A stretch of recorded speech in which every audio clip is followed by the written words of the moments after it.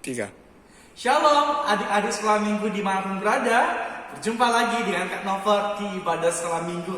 Kita bersyukur kepada Tuhan bisa kembali bertemu di tahun 2023. Tentunya kita akan memulai tahun ini dengan sukacita, dengan semangat yang baru, dan juga dengan hati yang baru.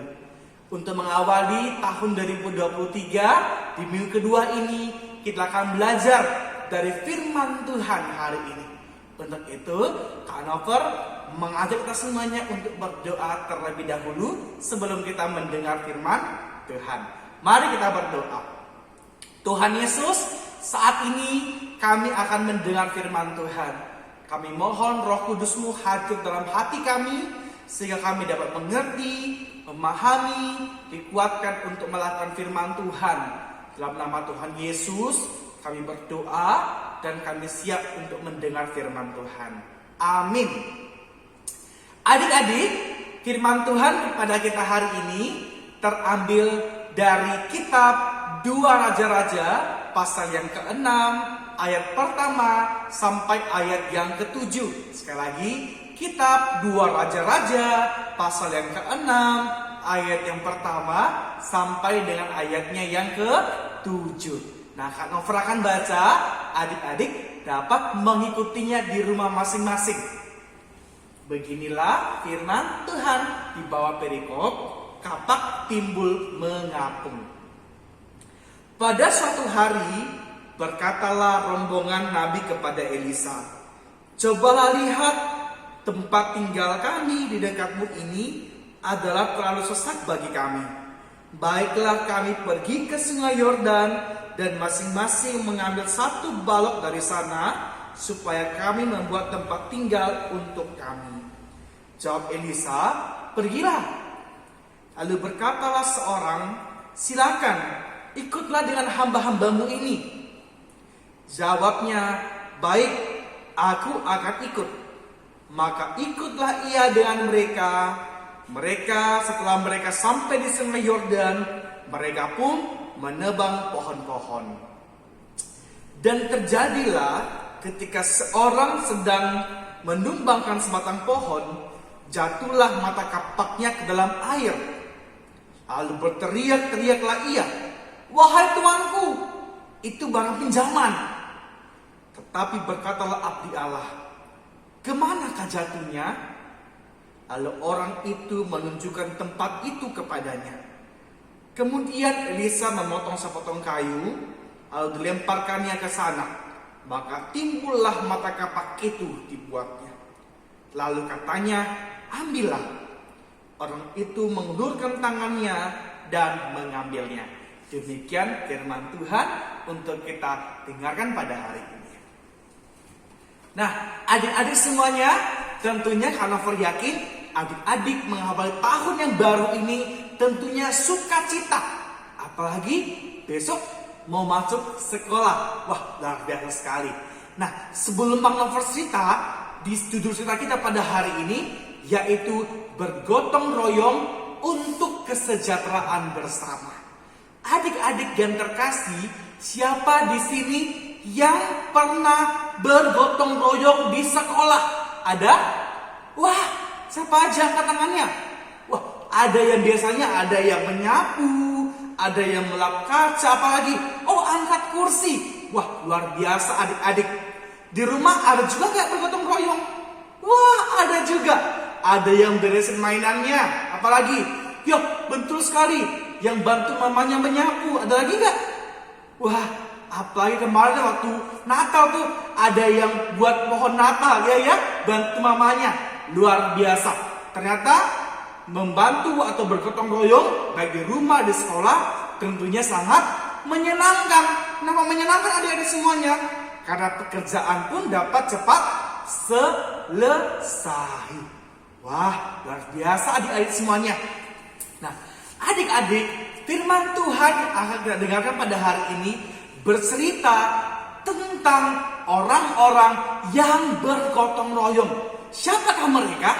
Nah, adik-adik, mereka adalah rombongan Nabi yang dipimpin oleh Nabi Elisa. Adik-adik, Suatu ketika rombongan nabi ini ternyata tempat tinggal mereka sudah tidak muat lagi untuk mereka tempati, karena mereka sangatlah banyak, sehingga mereka memiliki sebuah keinginan untuk membangun hunian yang baru, tempat tinggal yang baru, supaya mereka dapat muat di sana. Akhirnya rombongan nabi tersebut meminta izin kepada Nabi Elisa. Nabi Elisa, kami ingin membangun tempat hunian yang baru supaya kita semuanya bisa muat dalam hunian yang baru itu.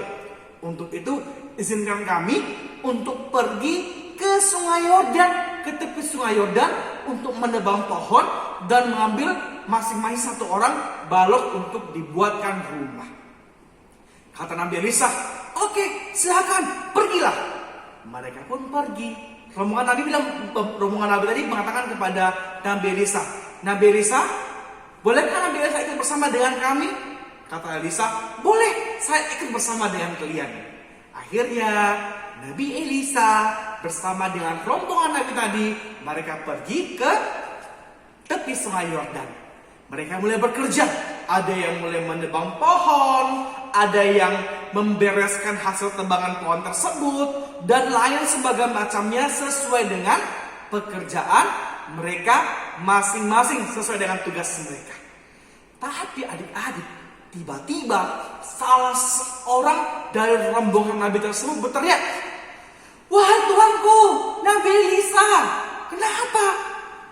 Coba, mata kapakku ternyata sudah lepas dan terlempar di dalam Sungai Yordan."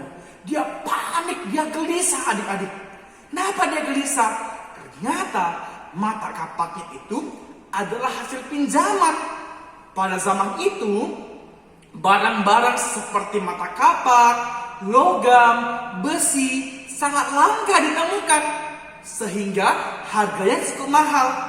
Dan para nabi-nabi ini tidak mustahil untuk dapat menggantinya, sehingga dia sangat gelisah.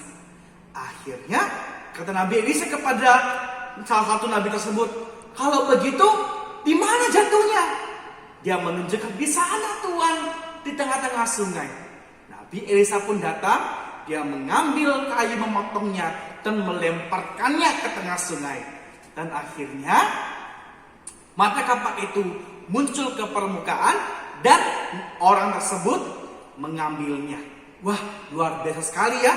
Ternyata mereka bekerja sama tanpa membeda-bedakan. Adik-adik yang terkasih, apakah pembelajaran, apa pesan firman Tuhan kepada kita di awal tahun ini lewat cerita rombongan nabi yang bergotong royong tersebut?